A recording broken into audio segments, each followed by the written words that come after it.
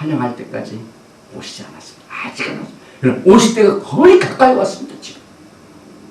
지금 우리가 히브리를 통해서 이스라엘 내용들을 보면은요, 지금 이스라엘이나 유다가요 얼마나 메시아의 오심을 기다리는지 모릅니다. 그래서 이제 기별을 보낼 때가 됐습니다. 어서 오세요. 지금 안전합니다.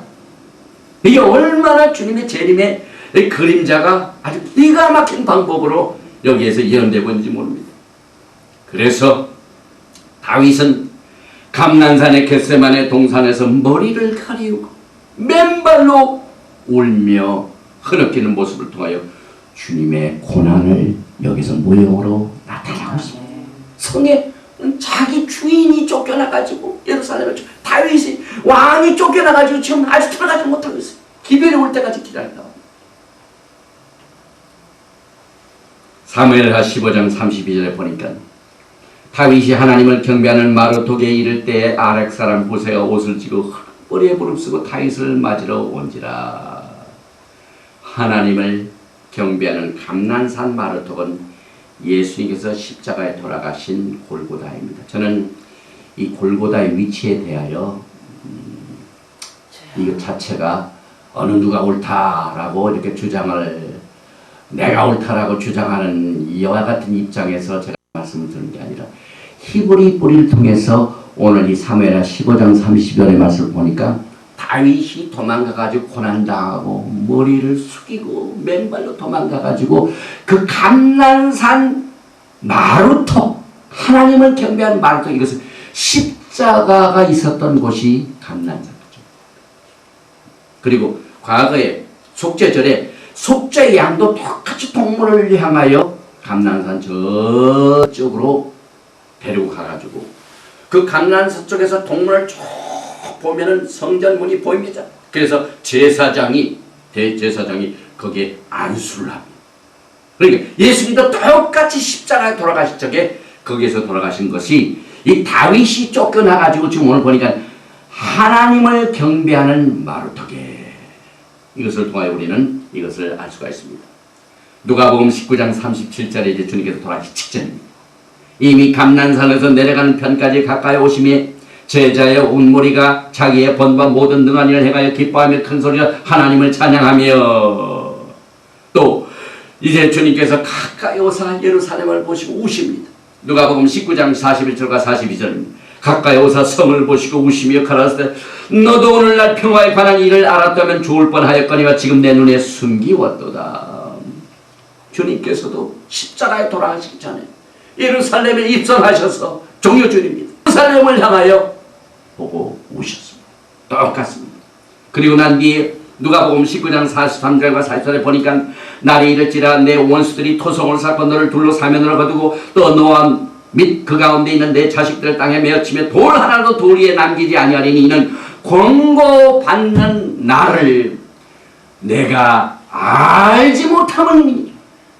주님께서 이제 얼마 안 있으면은 이 성전에 돌이 돌에 하나도 남지 않도록 다 멸망하게 될 터인데, 그 이유는 내가 권고받는 날을 알지 못하기 때문에. 이게 무슨 말입니까? 헤롯의 성전은요, 사람들이 예수 그리스도의 오심의 때를 알지 못하고 있었기 때문에 거기에서 멸망한다. 마찬가지로 여기서 이 권고받는 날이라는 건 time of thy visitation, 사람과 하나님의 만나는 시간이 따로 있습니다. 1년 동안 7절기를 통하셔서 하나님께서 절기를 다 주시고 그 모ed, 어포인먼트, 사랑하는 사람끼리 만나는 시간과 장소입니다. 그런데 이것을 알지 못했기 때문에 너희들이 권고받는 날을 무시했기 때문에 이 성전이 파괴당한 거야. 오늘날 크리스찬에게도 마찬가지입니다. 주님의 오심의 발작 소리를 듣기 위하여 우리는 전심전력을 다해서 귀를 소재하고 눈을 뜨고 깨어있어서 주님의 오심의 발작 소리를 들어야 되는데, 주님께서는 얼마나 거인과 자기가 많아서 시간표를 주셨습니다. 7절기를 주셨습니다. 그런데 아직 교회가 주님의 오심의 때에 대해서 관심도 없고 공고받는 날도 알지 못하기 때문에 그와 같은 교회와 성도들은 낭패를 당합니다. 성전이 부서지는 것처럼 완전히 낭패를 당합니다. 그래서 그 네 가지 그룹들이 거기에 속하죠. 거기 보면은 기름을 준비한 처녀 가운데 5 처녀는 정말 기름을 잘 준비했죠. 5 처녀는 기름을 준비하고 미련한 처녀. 왔어도 신랑을 기다렸지만은 그 기름을 준비하지 못해가지고 공고만을 알지 못해서 들어가지 못했죠. 그 기름 자체가 토라예요. 성령과 말씀입니다. 그래서 오순절날, 다음 주입니다. 오순절날 제1회 오순절날에 말씀 토라 주시고, 예수님께서 부활 승천하실 때 제2회 오순절날에 성령을 주십니다. 토라와 성령, 토라 루아 하코데시, 이 2개가 기름. 그 다음에 성경을 보면은 악한 종이 주인이 더디오리라 한 종, 주님의 권고의 나라 알지 못하기 때문에 낭패를 당합니다. 또 연계시록의 4대 교회, 죽은 교회, 주님 오심에 대하여 완전히 죽었습니다. 그 다음에 마지막 시대에 주님이 오시는지 안 오시는지 알지도 못하고 내가 부여하여 모든 것이 다 풍족하다.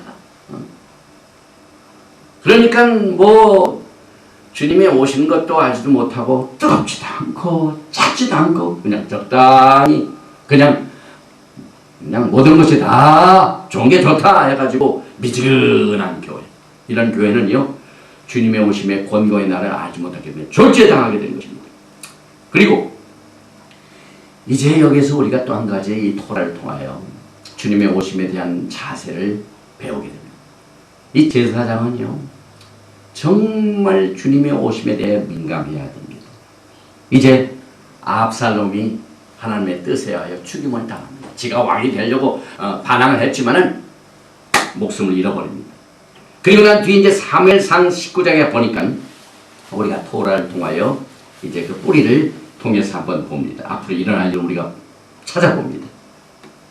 왕이 일어나 성문에 앉으면 혹이 모든 백성에 고하되 왕이 문에 앉아 계시다 하니 모든 백성이 왕의 앞으로 나오니라.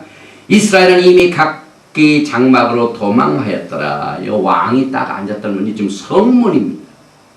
예루살렘에 이렇게 성이 쭉 있는데 아직 가운데 곳이지 않고 왕이 성문에 있다는 것은 이것은 심판을 말하며 외곽지대입니다. 아직은. 그런데 이스라엘 모든 지파 백성을 하여 가로되, 여기서 이스라엘 지파들은 압살롬을 지지하던 사람들, 다윗을 배반하고 압살롬을 지지하던 이스라엘입니다. 그런데 자기가 지지한 압살롬인데 죽었습니다. 입장이 굉장히 곤란하게 됐죠. 그런데 왕이 우리를 원수의 손에서 구원해내셨고 또 우리를 블레셋 사람의 손에서 구원하셨고 이제 압살롬을 피하여 나라에서 나가셨고 우리가 기름을 부어 우리를 다스리게 한 압살롬은 싸움에 죽었거늘 이제 너희가 어찌하여 왕을 도로 모셔올 일에 잠잠하고 있느냐 아니라.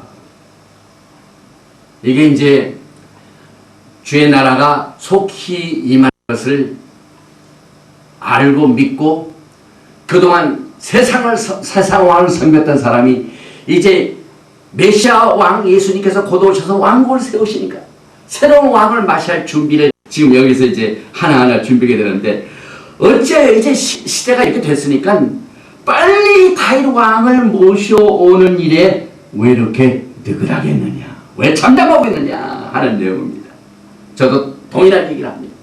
지금 세상 왕을 섬기던 우리들이 이제는 닭 쫓던 게 뭐여 쳐다본 것처럼요. 이 세상 왕 적그리스도는 이미 다 심판을 받게 됩니다. 이제 압살롬은 적그리스도의 모형입니다. 그래서 세상 사람들이 참 이스라엘도 유다도 전부 압살롬을 지지했다가 왕이 딱 죽습니다. 적그리스도는 7년 환란 기간 이내에 끝장을 보게 됩니다. 7년 환란이 끝나고 난 뒤에 새로운 왕 메시아가 오십니다. 다윗 왕이 이제 다시 즉위하게 됩니다.